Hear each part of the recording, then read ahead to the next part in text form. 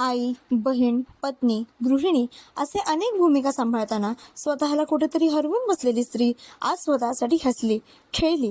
बदलापूर शहरात अष्टविनायक फेज 2 मध्ये रंगला काल दिनांक 8 नोव्हेंबर रोजी एक आगळावेगळा कार्यक्रम. होम मिनिस्टर खेळ पैठणीचा साई आमले, प्रथमेश पाटील आणि त्यांच्या ऊर्जावान टीमने आयोजित केलेला हा उपक्रम. कार्यक्रमात महिलांसाठी ठेवण्यात आले होते विविध मनोरंजक खेळ, कधी हसवणारे, कधी विचार करायला लावणारे, तर कधी अगदी घरच्या होम मिनिस्टरना साजेसे. ह्यात महिलांनी अगदी जोशात सहभाग घेतला. हसत खेळत वातावरण रंगवून टाकलं. पैठणीच्या शोभेसारखा रंगतदार माहोल झाला होता. टाळ्यांचा गजर, हास्याचे सूर आणि आनंदाचा वर्षाव. कार्यक्रमाचे प्रमुख अतिथी होते शिवसेना शहर प्रमुख वामन म्हात्रे, रोहन पाटील, सूरदास पाटील, वैशाली पाटील, निलिमा पाटील, ज्यांनी महिलांना प्रोत्साहन दिलं. महिलांनी स्वतःसाठी वेळ काढावा, स्वतःचं अस्तित्व साजरं करावं, यासाठी होम मिनिस्टर खेळ पैठणीचा खेळ रंगला आहे असा संदेश आयोजकांनी दिला. यावेळेस बदलापूर न्यूजचे प्रतिनिधी निधी उमरानिया यांनी साधला आयोजकांशी हा खास संवाद. आपल्यासोबत आहेत या कार्यक्रमाचे आयोजक प्रथमेशजी पाटील. तर आपण त्यांच्याशी संवाद साधूया की हा कार्यक्रम नक्की काय आहे. नमस्कार, तुम्ही पाहू शकता का आपण एक कार्यक्रम असा सत्यम प्राईमला केला होता. तर त्या सत्यम प्राईमला कार्यक्रम केल्यानंतर या प्रभाग क्रमांक 15 मध्ये भरपूर उत्साह निर्माण झाला का प्रत्येक सोसायटीमध्ये असं वाटायला लागलं का आम्हाला हा कार्यक्रम करायचा आहे. म्हणून आमचे जे आयोजक आहेत साई आमले आणि सिद्धार्थ सोनवणे आणि सुदाम घुगे आणि त्यांची टीम, पूर्ण या अष्टविनायक अपार्टमेंटची पूर्ण टीम, त्यांनी या कार्यक्रमासाठी भरपूर मेहनत घेतली आणि त्यांनी मला एकदा फोन करून साई आमलेकडे थ्रू निरोप दिला की बाबा तुम्ही आमच्याकडे असा कार्यक्रम करू शकता का. मी म्हटलं तुमची इच्छा असेल तर 100% आपण तो कार्यक्रम पूर्ण करायचा प्रयत्न करू, कारण की आता आचारसंहिता लागलेली आहे. परंतु हा कार्यक्रम कुठे रोडवरती न करता तुम्ही कॉम्प्लेक्समध्ये तुमच्या सगळ्या लेटर हेडवरती तुम्ही तो कार्यक्रम करू शकता. परंतु कार्यक्रम करत असताना भरपूर अडथळे निर्माण झाले. आता ते तुम्हाला आम्ही ऑन रेकॉर्ड सांगू शकत नाही, परंतु भरपूर असे अडथळे निर्माण झाले का कार्यक्रमाला खूप बाहेरून विरोध झाला. तर आम्ही काय केलं, रोहन दादाला सांगितलं. रोहन दादांनी वामन दादांना सांगून हा कार्यक्रम फिक्स केला. त्याच्यानंतर या सोसायटीमध्ये मागणी अशी होती का आमच्या सोसायटीमध्ये एक व्हीलचेअर हवी आहे. तर व्हीलचेअर हवी, तर त्यांनी एक शब्द टाकला आणि मी तो लगेच मान्य करून साईला सांगितलं का तुमच्या हिशोबात जे तुम्हाला आवडेल तशी व्हीलचेअर घ्या आणि जे गरजू लोकांना आहेत, जे व्हीलचेअरवरती सोसायटीमध्ये वावरू शकतात, फिरू शकतात, जे घरी बसून राहतात, त्यांना कुठेतरी एंटरटेनमेंट पाहिजे, म्हणून आज ती व्हीलचेअर त्यांना आपण एक युवा बदलापूरच्या मार्फत दिली गेली. त्याच्यानंतर तुम्ही पाहू शकता का प्रचंड उत्साह या सोसायटीमध्ये आहे आणि या उत्साह बघूनच मला आनंद वाटतोय. या कार्यक्रमात महिलांचा प्रतिसाद कसा होता. महिलांचा प्रतिसाद तुम्ही बघू शकता की इथे किती प्रमाणात महिला उपस्थित आहेत. या सगळ्या आमच्या माता भगिनी खूप म्हणजे टायमापासून वाट बघत होत्या की अशा मनोरंजनात्मक आणि दिवसभराच्या हाणामारीतून त्यांना कुठेतरी एक मनोरंजन हवं असतं. तर त्या मनोरंजनाचा कार्यक्रम आम्ही इथे आयोजित केला. त्यांचा प्रतिसाद तुम्ही बघू शकता. मॅडम जर दाखवा कॅमेरा. किती प्रमाणात महिला उपस्थित आहेत आणि हे एवढ्या खुश आहेत, एवढ्या आनंदित आहेत की आम्ही होम मिनिस्टर कॉन्सेप्टमध्ये खास खेळ पैठणीचा हा कार्यक्रम आम्ही राबवित आहोत आणि प्रचंड प्रतिसाद चांगला आहे. आणि आमचे प्रमुख पाहुणे प्रथमेश दादा यांना आम्ही इथे आमंत्रित केलं होतं. त्यांनी इथे येऊन वेळ काढून आम्हाला इथे उपस्थित राहिले. त्याचप्रमाणे आम्ही कॉम्प्लेक्ससाठी आमच्या इथे दरवेळेस आम्हाला त्रास होत होता. एक व्हीलचेअर आम्ही इतर लोकप्रतिनिधींना पण मागितली होती, पण कुठून काय प्रतिसाद आला नव्हता. प्रथमेश दादांना मी परवा दिवशी फोन केला. त्यांनी काल आमच्या ऑफिसमध्ये आणून ठेवली व्हीलचेअर आणि त्यांनी आम्हाला सांगितलं की तुमच्या चॉईसने व्हीलचेअर तुम्ही हे करा. तर मी त्यांचे खूप खूप आभार मानतो. त्यांनी आमच्या सोसायटीला एक मोठा हातभार दिला आणि इथून पुढे आमच्या कॉम्प्लेक्समध्ये कुठल्याही प्रकारची अडचण असली तरी आम्ही दादांना हाक मारू. दादा आम्हाला खूप चांगला प्रतिसाद देतात. त्याबद्दल दादांचे मी मनपूर्वक अभिनंदन करतो. धन्यवाद. या ठिकाणी साई आमले आणि प्रथमेश पाटील यांच्या वतीने कार्यक्रम आयोजित करण्यात आला होता आणि इतक्या उत्साहामध्ये हा कार्यक्रम पार पडला. जास्त महिलांचा मोठा सहभाग होता. रविवार असल्यामुळे प्रत्येक जणाला घरामध्ये त्यांच्या हस्बंड वगैरे सुट्टी असते, परंतु असते त्यांना देखील विसरून खेळण्यामध्ये इतके मग्न झाले होते की अक्षरशः त्यांच्या चेहऱ्यावरची खुशी बघून खूप आनंद वाटला मला. धन्यवाद. सर्वप्रथम मी शुभेच्छा देतो की अतिशय चांगला उपक्रम येथील रहिवाशांनी सुरू केलाय. साई आमले असतील, सुदाम घोगे असतील, सर्व मंडळी, सर्व महिला इथे या कार्यक्रमासाठी उपस्थित आहेत. मी फक्त एक प्रश्न विचारतो तुम्हाला की याआधी असा कार्यक्रम इथे झाला होता का? जरा जोरात सांगा एकदा. याआधी असा कार्यक्रम झाला होता का? 10 किती वर्ष झाली तुम्ही राहता इथे? 10 वर्षात कधी झाला होता का? नाही झाला. का नाही झाला? कारण इथे असे लोकप्रतिनिधी आहेत ज्यांना काही पडलेलं नाहीये.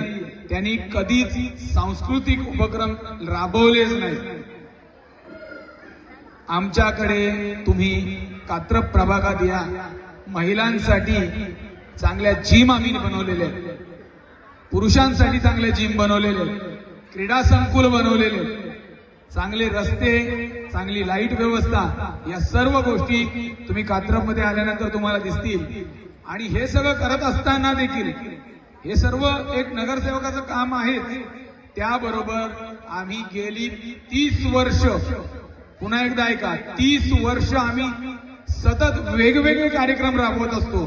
ती नवरात्रोत्सव असो, तुमचा किल्ले स्पर्धा असो, व इतर आता नवीन रोहन पाटील यांनी दिवाळी पहाट, त्यानंतर होळी महोत्सव, असे मोठे मोठे उपक्रम जे बदलापूरमध्ये पहिल्यांदा झालेले आहेत, असे उपक्रम आम्ही राबवतो. यामध्ये कोणताही राजकीय हेतू नसतो, कारण हे उपक्रम इलेक्शनच्या खूप आधी राबवलेले आहेत.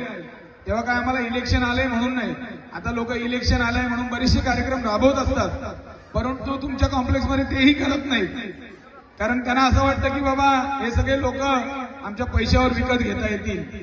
परंतु मी एकच गोष्ट सांगेन की तुमच्या सुखदुःखात सहभागी असणाऱ्या माणसालाच तुम्ही मतदान करा. कारण नगरसेवक हा तुमचा सेवक असतो. तुमच्या कामांसाठी तुम्ही सकाळी जाणारी माणसं आहात, जी तरुण जिथे जेंट्स आहेत हे सकाळी कामावर जातात, संध्याकाळी थकून भागून आल्यानंतर जेव्हा महिला सांगते की घरात पाणी नाहीये, आणि मग त्यावेळेला त्या माणसाचं चिडचिड होते. तो म्हणतो यार दिवसभर मी काम करायचं, घरी आल्यावर बायकोची कटकट. पण त्या बायकोची कटकट का होते? कारण तीही दिवसभर हा त्रास करते सहन की पाणी नाहीये. आणि या सगळ्या त्रासातून त्यांना एखादा रविवार, एखादा शनिवार मिळतो, तो कुठे त्यांना घालवायचा, त्यांना विरंगुळा काही नसतो. आणि म्हणून या सगळ्यांसाठी असे सांस्कृतिक उपक्रम राबवणे गरजेचं असतं. आणि मला खरोखर कीव येते इथे असणाऱ्या लोकप्रतिनिधींची. त्यांनी मला नाही वाटत कधी हळदी कुंकू केलाय का वॉर्डात? झाला होता का? जरा सांगा, तुम्ही बोलाल तर आम्हाला कळेल. नाही झाला ना? आमच्याकडे 25 वर्षापासून हळदी कुंकू होतोय. हे बघा, आम्ही कंपेअरिंग करायला नाही आलो, पण नागरिक जे बाहेरून राहायला आलेले आहेत आपल्या विभागात, त्यांच्यासाठी काहीतरी करण्याची धडपड पाहिजे, तरच तुम्ही नगरसेवक पदाला उभं राहायची तुमची किंमत आहे. नाहीतर तुम्ही घरी बसा, तुमचे धंदे आहेत ते सांभाळा. कशासाठी निवडणूक लढवत आहे? जर तुम्ही तुमच्या वॉर्डातील नागरिकांना सोयी सुविधा देऊ शकत नसाल तर तुमचा तो अधिकार नाहीये. म्हणून सांगतो की उमेदवार निवडताना जो खरोखर ज्याची काम करण्याची तत्परता आहे, ज्याला काम करण्याची इच्छा आहे, अशाच उमेदवाराला मत द्या. आपण आम्हाला इथे बोलवलं, आम्हाला जो सन्मान दिला त्याबद्दल मी आपलं खूप खूप आभारी आहे. धन्यवाद. जय हिंद, जय महाराष्ट्र. एवढा सुंदर असा पैठणीचा कार्यक्रम. आणि साहेब, तुमचा मी नेहमी कार्यक्रम बघत असतो. तुम्ही काहीतरी आता वेब सिरीज पण करतात वाटते. तर एवढा मोठा कलाकार तुमच्यात आणलेला आहे त्यांनी. आणि याचे आयोजक साई आमले आणि त्यांची टीम, सुधामन्ना घुगे आणि त्यांची पूर्ण टीम यांचं आम्ही अभिनंदन करतो की एवढा छान प्रतिसाद पण तुम्हाला मिळाला आहे लोकांचा. खरंच तुम्हाला सांगतो मी की आपण सगळे जॉबला जात असाल, सकाळी उठतो, कामाला जातो, आपल्या बिझनेस असेल तर बिझनेससाठी जातो, आणि संध्याकाळी थकून वगैरे येऊन घरी जाऊन झोपतो. कुठेच आपल्याकडे एंटरटेनमेंटसाठी काही नाही राहिलेलं आहे. आपण बघू शकतो की आपल्याकडे एक फिरण्यासाठी फक्त एक तलाव आहे. त्या तलावाची पण दुर्दशा झालेली आहे. 4-4.5 कोटी रुपये खर्च करून पण तो तलाव काय सुंदर होऊ शकला नाही. त्याच्या मागचं कारण काय आहे हे घुगे साहेब तुम्हाला सांगतीलच. पण हा कार्यक्रम तुम्ही ठेवला, या कार्यक्रमानिमित्त सगळे परिवार एकत्र आलेत. विशेष करून एवढ्या मोठ्या संख्येने महिला इथे आलेल्या आहेत. हे खरंच मला बघून बरं वाटलं की एवढ्या दगदगीच्या जिंदगी असते आपली, दगदगीच्या जीवनामध्ये कुठेतरी महिला आपल्या ज्या बहिणी आहेत त्यांना कुठेतरी एंटरटेनमेंटचा थोडासा विरंगुळा थोडा काहीतरी झाला पाहिजे, त्यासाठी तुम्ही हा कार्यक्रम ठेवलाय आणि खूप छान असा प्रतिसाद तुम्हाला त्यांचा मिळालेला आहे. असेच कार्यक्रम तुम्ही इथे ठेवत राहा. आणि जसं आता निवडणुका येत आहेत, मी इथे प्रचारासाठी आलेलो नाहीये, पण एवढंच सांगतोय की तुमच्याकडे पाण्याची समस्या असेल ना, पाण्याची समस्या आहे की नाही, पाण्याची समस्या आहे ना, तुमच्या इकडे एवढी मोठी टाकी बांधलेली आहे, ती लीक आहे, त्याच्यामध्ये पाणी आहे का? गळकी टाकी बांधलेली असे घुगे साहेब बोलतायत. तुमच्याकडे नीट ऐका महिलांनो, नीट ऐका, माझ्या बहिणींनो नीट ऐका, तुमच्याकडे पाण्याची समस्या आयुष्यभर राहील. याचं कारण तुम्हाला सांगतो, कारण का तुमचे जे लोकप्रतिनिधी आहेत त्यांचा टँकरचा व्यवसाय आहे आणि ते एमजीपीच्या काही कार्ट्यांना खात्रीत घेतात आणि तुमच्या पाण्याचा प्रेशर कमी करतात आणि मग त्यांचे टँकर इथे येऊन त्यांचा धंदा चालवतात. असं नालायक कृत्य हे लोकप्रतिनिधी करतायत. आता निवडणुका येत आहेत, 2 तारखेला तुमचा मतदान करताना या सगळ्या गोष्टीचा तुम्ही विचार करा आणि मगच मतदान करा. मी बोलत नाही कोणाला मतदान करा किंवा कोणाला करू नका, मी ते प्रचाराला आलेलो नाहीये, पण एवढं नक्कीच सांगेन की ज्या लोकांनी तुम्हाला पाण्यापासून वंचित ठेवलंय तशा टँकर माफियांना तडीपार करा इथून.